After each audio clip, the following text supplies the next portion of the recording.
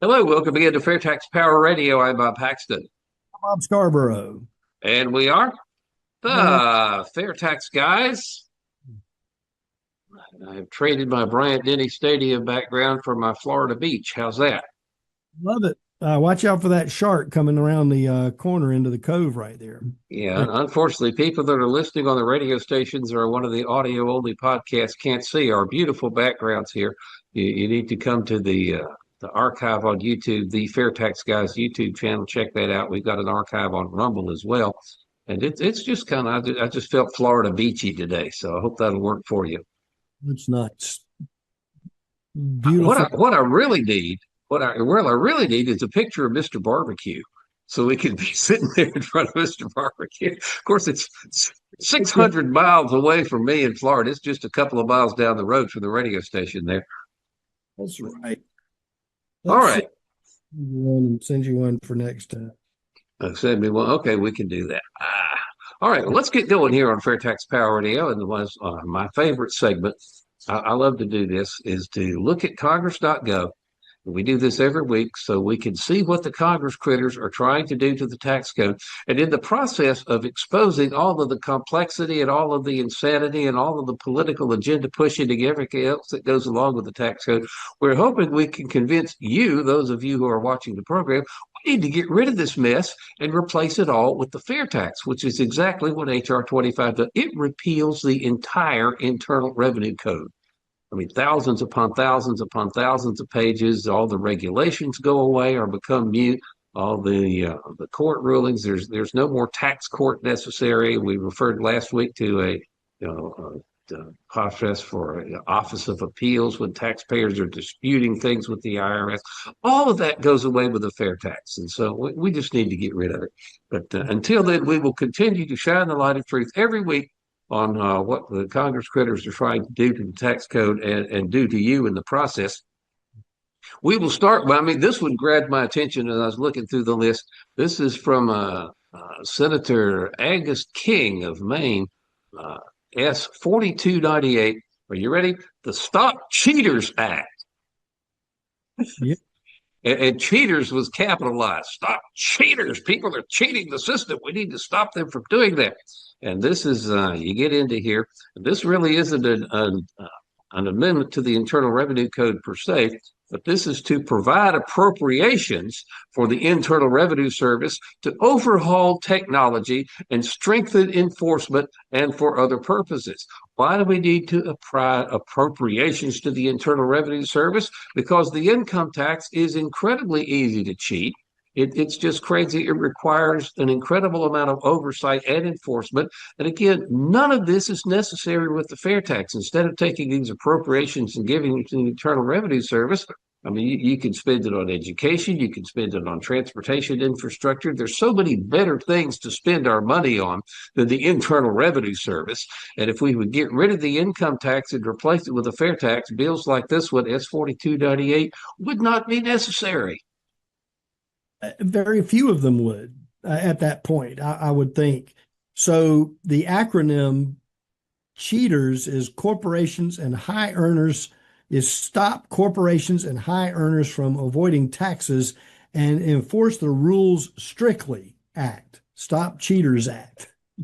So who the heck is sitting up there in Congressman Golflunker's office saying, hey, there's a great acronym that we could use? Yeah, I wonder how much a staffer got paid for coming up with that. That's incredible. But the Stop Cheaters Act, and the way you stop cheaters is you get rid of the system that's so easy to cheat. Yeah. This next one caught my eye as well. Are you ready for this one? This is HR 8280 from Representative Thomas, I guess that's pronounced Suozzi, Suozzi, from New York 3. This is, are you ready? The Septic Act. And yes, I am referring to Winston Rothschild's sewage and septic sucking services for the Red Green Show when I thought of this one. But this will show you that the tax code is certainly in the toilet. And you dig in, now it's wanting to provide security verification that I'm not a malicious bot. There we go. Every now and then it just won't let me go through and see what I want to see. Okay, there we go. Now, the Septic Act, believe it or not, is a bill to amend the Internal Revenue Code to provide, get ready, an exclusion from gross income for certain wastewater management subsidies. Again, we're going to exclude this income because there must be a lobby behind this one. We'll let these people make money from the wastewater management subsidies tax-free.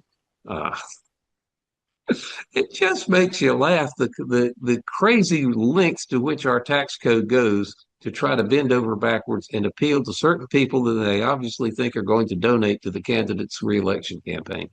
Yeah, well, you can imagine if you have a septic system or you're going to put one in or anything like that, you can thank Gus Bilirakis from Florida 12. He's probably down there near you somewhere.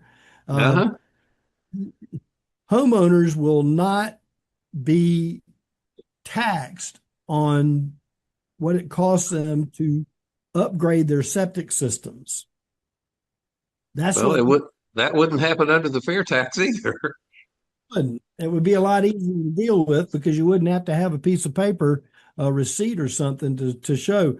We need to let Mr. Bilirakis, Representative Bilirakis, know that he should sponsor the fair tax instead. Indeed. All right. Well, let's scoot on down here to H.R. 8277. This is from Representative David Schweikart, Arizona, to amend the Internal Revenue Code to designate copper as an applicable critical mineral and to exclude ore extraction costs for the purposes of the Advanced Manufacturing Production Credit. Well, don't they know that copper, there's no more pennies, and somehow pennies could be part of his bill here. Pennies used to be made of copper. They're made largely of zinc. But of course, they're not making them anymore. But they were kind of copper coated, but made a lot out of zinc. But he wants to designate copper as an applicable critical mineral. Now, where is it the function of the tax code to define what an applicable critical mineral is for the purpose of the Advanced Manufacturing Production Credit? You got to be a tax attorney like Steve Hayes to figure this stuff out. Oh boy, I'm telling you. And again, the fair tax is just incredibly simple. You pay your taxes at the cash register when you buy things. End of story. You don't have to fill out tax returns. You don't get withholding from your paychecks. You don't get payroll taxes withheld for your paychecks. Bring home everything you got. Never have to file a tax return again. What is there to not like about the fair tax? That just does not make sense to me. Yeah, and those of us who are in the middle of it on a daily basis, we get excited, especially when we talk about Congress and some of the crazy things that they introduce relative to manipulating the tax code, because we know that there's this process in Washington that involves the tax code, the representative, the lobbyists, and the representative's reelection efforts. They're Mm-hmm. all so. One of the questions I've always asked is, at what point do you get to, you know, how is it that these politicians are going to, have a day where they don't have to worry about using the tax code to get reelected, but there's a lot to say about how much it does cost to run an election or a reelection campaign. Yeah, it's crazy. But anyway, we need to get rid of the tax code and replace it with a fair tax. This is Brittany Peterson, Representative Peterson from Colorado 7, has introduced H.R. 8274, the Improving Retirement Security for Family Caregivers Act 2026. Let me repeat that. Improving Retirement Security for Family Caregivers Act of 2026. And you dig into the text of that one, and you see that this is a bill to amend the Internal Revenue Code to allow certain family caregivers to contribute to a Roth IRA. Now, wait a minute. This? Would makes no sense whatsoever to me. Maybe I'm just not as well versed in the world of finance as I need to be. But a Roth IRA, as I understand it, is funded with after-tax dollars. There's no preferential, well, there's a preferential tax treatment in that the investment returns that a Roth IRA generates are not taxable. But you can contribute as much of your own after-tax money to Roth IRAs as you want to. Why do we need a bill that would allow certain family caregivers to contribute to a Roth IRA? There must be a law out now that says they can't. That's insane. Yeah, well, it's kind of a sticky situation because if you're working and you're not working that much, and you're taking care of a kid or an adult with special needs, including elderly adults, this this act will provide. It will say you can contribute to a Roth IRA if you provide 500 hours of unpaid care and works fewer than 500 hours in paid employment during the taxable year.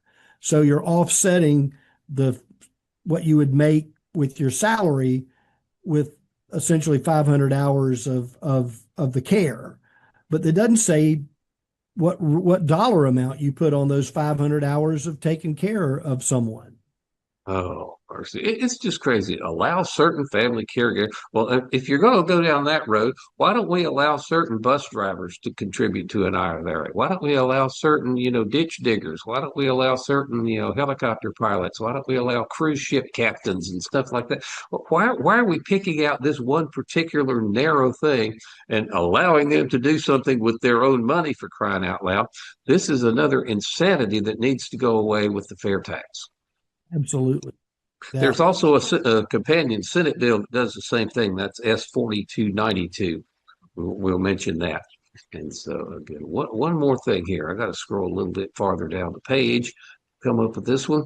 This is the GUARD Act, GUARD. This is from Representative Keith Self of Texas District 3, HR 8166. And if you get into that one, if it doesn't stop me by thinking I'm a bot for a malicious bot of some kind. There we go. It lets me in and says this is to amend the Internal Revenue Code, oh mercy, to deny tax exempt status to certain organizations who receive contributions or gifts from citizens or nationals of foreign adversaries. Again, tax exempt status is something that is misused and used as political football, back and forth, back and forth. Why don't we just get rid of tax exempt status entirely by getting rid of the tax that these tax exempt statuses are exempt from? So if there's no tax to worry about, you don't have to have a tax exempt status because every dollar you earn under the fair tax is tax exempt until you spend it. Right. And this bill could actually be presented in Congress without having to go through the tax code to do it.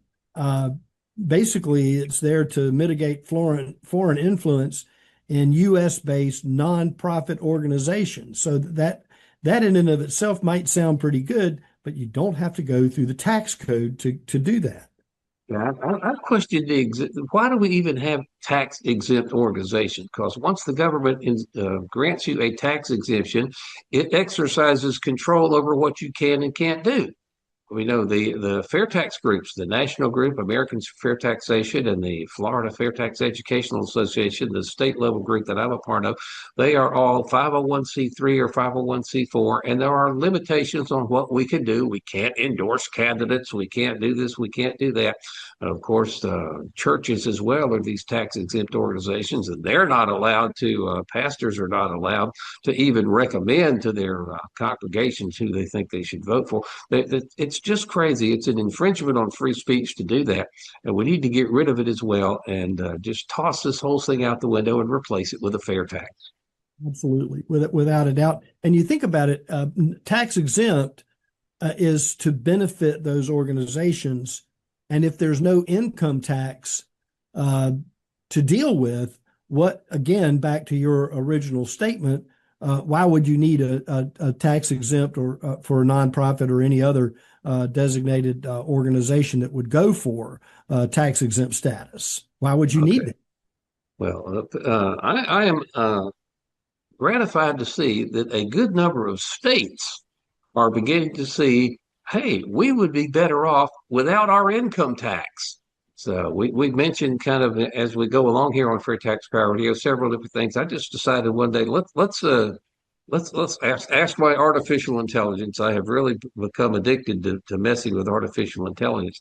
I asked Grok, the Elon Musk's artificial intelligence, to provide details on efforts in the various states to eliminate their state income taxes. And this is what Grok come back with. He said Missouri stands out with the most advanced or most active protocol heading to voters. Several other states, including Kentucky, Mississippi, Oklahoma, South Carolina, have enacted laws with triggers for phased reductions that could lead to the elimination of income tax over time. Georgia, we've mentioned Georgia a lot. There was an effort there in Georgia to replace the state income tax with a consumption tax actually modeled on the fair tax. But when I asked Grok about it, it says they pursued an ambitious elimination idea, but settled for accelerated cuts. And so a lot of these states are beginning to realize that the income tax is bad for business. People are, and businesses and individuals as well, are going to states like Alaska and Florida, Nevada, New Hampshire, South Dakota, Tennessee, Texas, Washington, which does tax capital gains but not regular income, and Wyoming. Those states have no income tax. Those states are blossoming. Their economies are booming, while everybody else is leaving Illinois and New Jersey and New York and California and places that have these oppressive state income tax burdens. And so the states are trying to figure out, okay, if we get rid of our income tax, then we'll be more competitive against other states. Well, if the country gets rid of its income tax, we would be more competitive in the world marketplace. So I'm glad to see that there are some states that are finally working in the direction of getting rid of their state income taxes because they realize just how harmful these things are. Absolutely, without a doubt. And the challenges of getting to zero are what a lot of states are with looking at, and a graduated reduction, not only of individual income taxes, but also corporate income taxes, like in North Carolina. By 2030, the state I'm in, North Carolina, is going to have a corporate income tax of zero within the next 4 years, 3.5, Good. 4 years. So, Okay, well, let's go through this state by state and see what these different states are doing. At the top of the list, Grok put Missouri. So there's an active constitutional amendment on the 2026 ballot. It's proposal HJR 173/174, which passed in April 2026. Submits a constitutional amendment to voters for this November's ballot. Maybe a special election. It phases out the individual income tax, which is currently around 4.5 to 4 to 5.3% brackets. Wants to replace that with recent capital gains exemptions based on revenue growth, aiming for full elimination around 2032. Prohibits reimposing it once it's gone. The replacement, it authorizes expanding the sales and use tax base to more goods and services, and also rate adjustments to offset losses while protecting school funding and allowing local options. Critics note that this could shift burdens to consumption taxes, potentially raising effective taxes on lower middle income households, which is precisely why if you're going to replace your state income tax, you need to do it with a fair tax style consumption tax that has a prebate so that you are not coming down unnecessarily hard on the lower income people. yeah, absolutely, without a doubt. That's a lot. That's a lot of the challenges and some of the misconceptions about the fair tax. And I'm sure that the debate is the same at the state level of how do we mitigate an unfair focus on the working poor or younger people that might not be totally into the workforce yet, and how are you maintaining that that fairness that's in there. But there are a lot of states that are putting together a really unique plan. Some of them are the same. You'll find as we go through this today that a lot of the states, you'll hear some similar focuses and viewpoints and laws that do it, like Kentucky. Yeah, we got less than 10 minutes here, so we need to scoot through these. Kentucky has enacted a phased reduction with triggers. The current law was in 2022. It set up the law and follow-ups for a flat rate, now heading to 3.5% in 2026 from 4, with ongoing triggers for further cuts to 0, and the legislature must often authorize the steps going forward. Surplus conditions. Yeah, the trigger says we got to have excess money. When was the last time a government agency had an excess money, or a government per se had? Well, we don't need any more of your money. Crazy, but hopefully they can get there. Kentucky's replacement is primarily revenue growth and restraint. When is the last Spending time restraint. That'll be the day. Congress or any government saying we're going to restraint on spending? Some broad-based conditions, reforms like services and all that may have been there. No major new tax is specified for a full phase out. Basically, multiple rate cuts already implemented when triggers are met is going to handle some of the replacement for getting rid of the income tax there in Kentucky. Yeah, well, Mississippi has done pretty much the same thing. They have passed a law, the Build Up Mississippi Act, last year in 2025. They got their rate down to 4% in 2026, down to 3% by 2030 is the goal. They're trying to make scheduled cuts and then triggers for further reductions to 0. Again, those triggers are saying, well, if we can don't need your money anymore, we won't tax you anymore. And so they're also Mississippi, if I'm not mistaken, was going to raise their gas tax. That's not noted in this thing that Grok gave me, but I'm trying to remember that I think Mississippi was the state that was going to replace their income tax with more gas taxes, as if gas and diesel don't cost enough already now. And that's something, yeah, that's good. Yeah, in Oklahoma, they are doing a same type of law as Mississippi is, phase reduction with triggers. The current law was put into effect in 2025, reducing the top rate to 4.5% starting this year, with triggers continuing to 0. Of course, triggers are total revenue growth exceeding a prior peak plus 1.25 times cost of 0.25 cut triggers, 0.25 point reductions. No explicit reserve requirement, though reserves are funded. And they look at their full phase out by 2044. And I kind of go for something that is a little more conservative like that, as opposed to saying in the next 5 years, because we don't know how natural disasters or other catastrophic events are going to affect a particular state or a region of the country. South Carolina, right there next to you, has done pretty much the same thing. Another enacted phase reduction with triggers. See, all of these states are just trying to gradually wean themselves off of the income tax by gradually expanding their sales taxes, gradually expanding other things as well. They say they're going to restrain spending. I'll believe that when I see it. But Alabama, and of course, Georgia, we've talked about them. They have, I'm not sure exactly what their proposal to replace the state income tax. I mean, just, cold turkey with a FAIRtax type thing. That's really the way you need to do it. Because you kill these. How many times can you believe what the government says? We say, well, we're going to quit spending your money, and when we don't need it anymore, we're not going to tax you anymore, which is basically what all these other states are saying. There's something going on in Nebraska as well. It's they call the EPIC Option Initiative. This is a citizen effort for a constitutional amendment to repeal property, income, and inheritance taxes. Man, Nebraska's going full force here. Effective 2028 is their target goal. So they're going just trying to force the legislature to find replacements. Now, efforts for the 2026 ballot fell a bit short. They're going to regroup for 2028. And property taxes, they're trying to deal with those as well. The replacement for the revenue in Nebraska is supposedly legislature directed, no specific mechanism in petition. The sales and excise taxes are discussed, and they're trying to phase everything down. That's It's admirable that they're trying to get rid of the income tax, but I think they're doing it the wrong way. You just need to do what the fair tax does. Get rid of the whole thing entirely.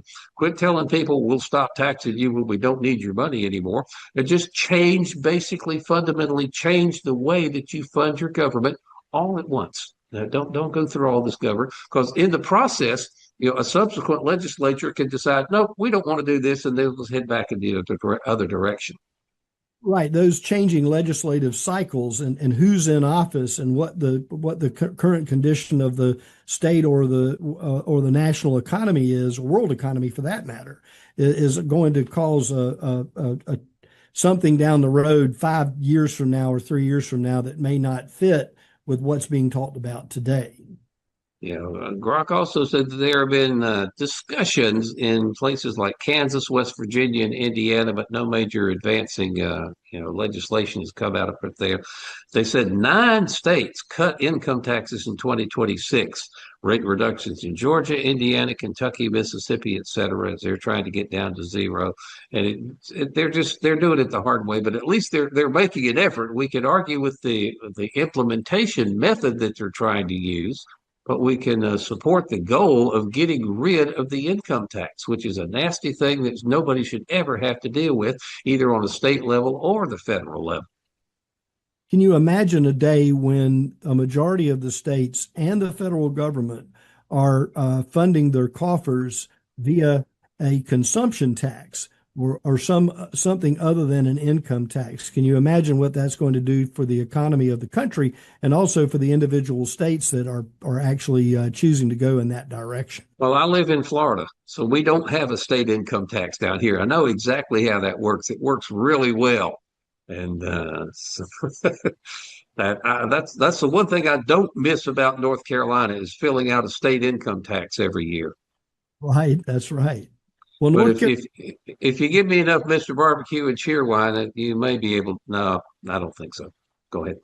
we'll wait until North Carolina phases out its income tax rate and the corporate tax here in the next few years, so we can delve into interstate Mr. Barbecue transportation issues. Okay, well, I tell you what, I say we're glad to see that there are a good number of states that are recognizing that the income tax needs to go away. We may argue with their method for getting there, but the goal, I think, is noble, and we can ask people in those states to support the efforts to get rid of the income tax. And then when enough states get rid of their income tax, we may be able to get the attention of the folks in Washington and get them to realize that a national income tax is just as evil as it is on the state level. We need to get rid of it and replace it all with a fair tax. Well, that's going to do it for this edition of FairTax Power Radio. Thank you so much for watching, listening, sharing the videos, and talking about it on social media. Until we meet again next time, same channel here. I'm Bob Paxton. Bob Scarborough. We are the FairTax Guys, reminding you the fair tax is the only truly fair tax, and once you understand it, we'll demand it. So what do you need from me to get these taxes collected? Glad you asked, because there is a fair amount of information you need to be aware of. That's your tax plan? Oh, no, this is just the revisions for this year's tax plan. What I need from you is you need to keep track of all of your income, as well as any taxes that you've already paid. Also, any gifts that you received or gifts you've given to churches or charities or individuals throughout the entire year. Do you do any side jobs? Every now and again. Great, because there's some more information about that right here. Everything you need to know right here. So just simply compile that, send it in to us. Be careful, make sure there's no mistakes. If we do find mistakes were made, we can fine you or, throw you in jail. So you might want to be aware of that. And what do you need from me? As an individual, nothing. As a business owner, or if you're doing side jobs, yes, you would have to collect taxes on that, but, well, it's all right here. Can I get a copy of that?